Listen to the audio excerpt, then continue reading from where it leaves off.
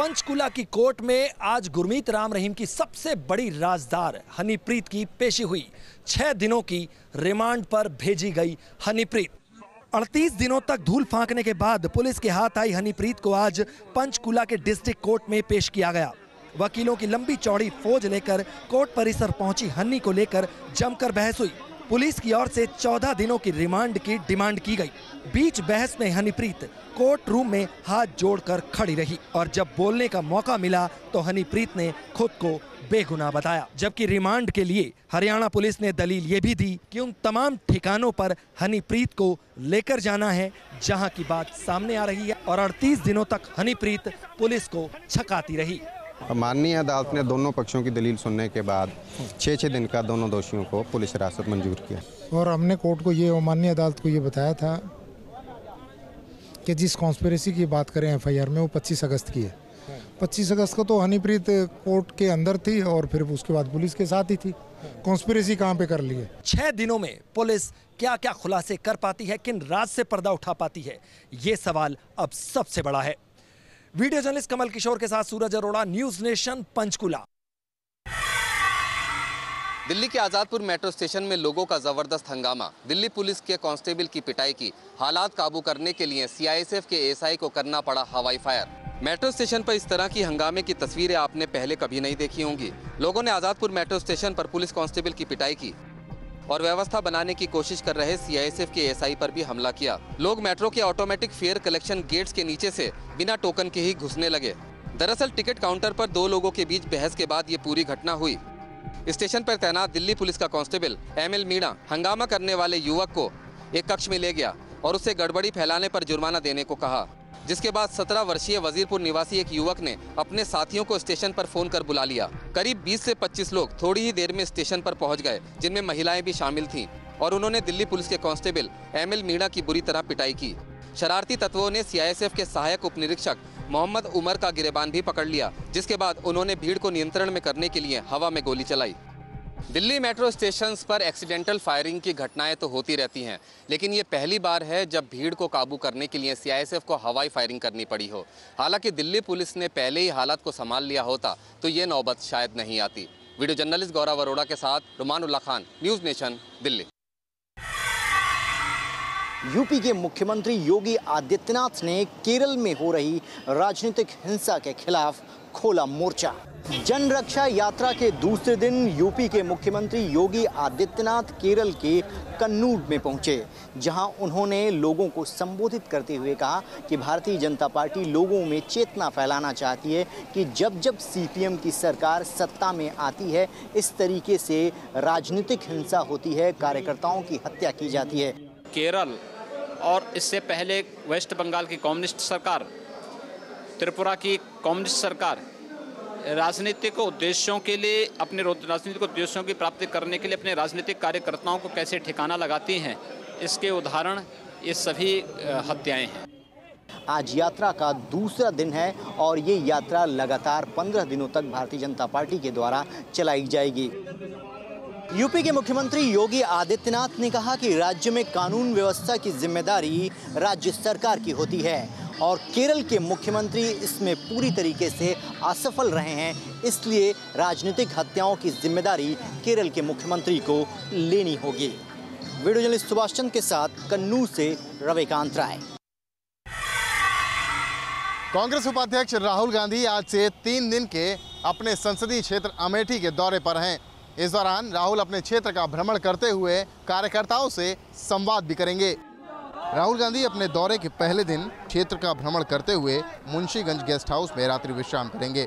5 तारीख को Rahul Gandhi guest house में लोगों से मुलाकात करने के बाद राजीव गांधी डिग्री कॉलेज पहुंचेंगे, जहां कार्यकर्ताओं से संवाद किया जाएगा। सलोन विधानसभा क्षेत्र का भ्रमण करते हुए राहुल भुयेमऊ गेस्ट हाउस रायबरेली में विश्राम करेंगे।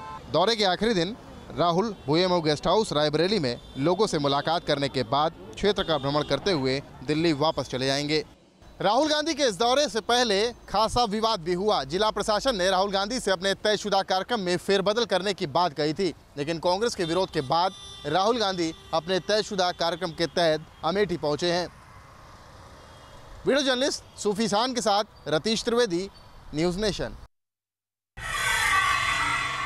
पेट्रोलियम प्रोडक्ट पर एक्साइज ड्यूटी का कमी का असर, पेट्रोल पर 2 रुपए 50 पैसे तो वहीं डीजल पर 2 रुपए 25 पैसे कम कर दिए गए। केंद्रीय मंत्रालय अब वैट कम करने को लेकर के आगे बात करने जा रहा है राज्य सरकारों से। दिल्ली में पेट्रोल अब 68 रुपए 38 पैसे तो वहीं डीजल 56 रुपए 79 पैसे प्रति लीटर पर आ चुका है। हालांकि विशेषज्ञों का मानना है कि ये राहत फौरी तौर पर है, क्योंकि अंतर्राष्ट्रीय बाजार में क्रूड ऑयल की कीमतें उछाल मार रही हैं, जो $56 पर बैरल पर पहुंच चुकी हैं। हमें इसे देख के बहुत खुशी हुई है, लेकिन मैडम 10 रुपए बढ़ के कम हो रही है ना। नहीं, सस्ता तो है, लेकिन ये है कि अगर जीएसटी के अंदर आए तो मेरे ख्याल में सस्ता होना चाहिए। वहीं राज्यों को भी अब वैट कम करना होगा, तभी पेट्रोल और डीजल की कीमतें स्थिर हो पाएंगी। वीडियो जर्नलिस्ट अतुल राज के साथ सैयद आमिर हुसैन, न्यूज़ नेशन, दिल्ली। मध्य प्रदेश के टीकमगढ़ जिले में किसानों ने पुलिस पर लगाया है कपड़े उतरवाकर पिटाई करने का आरोप। ये तस्वीरें टीकमगढ़ की हैं। हंगामा कर रहे इन किसानों का आरोप है कि जब किसान जिले को सूखाग्रस्त घोषित करने के लिए प्रदर्शन कर रहे थे, पुलिस ने उन्हें पीटा।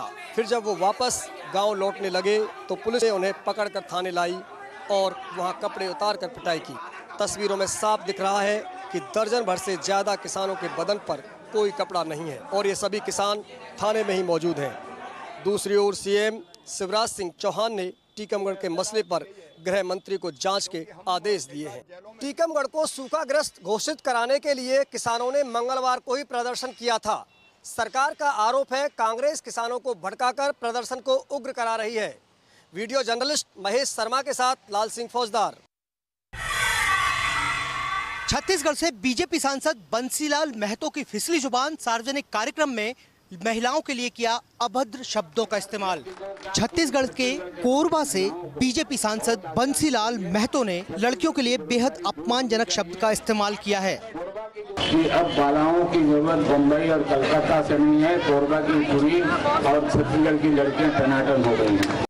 दरअसल कोरबा में एक कुश्ती स्पर्धा आयोजित की जा रही थी और वहां पहलवानों से तुलना करते हुए बंसीलाल ने इस शब्द का इस्तेमाल किया। इसी तरह की टिप्पणी पहले खेल मंत्री भैयालाल राजवाड़े जी ने की थी।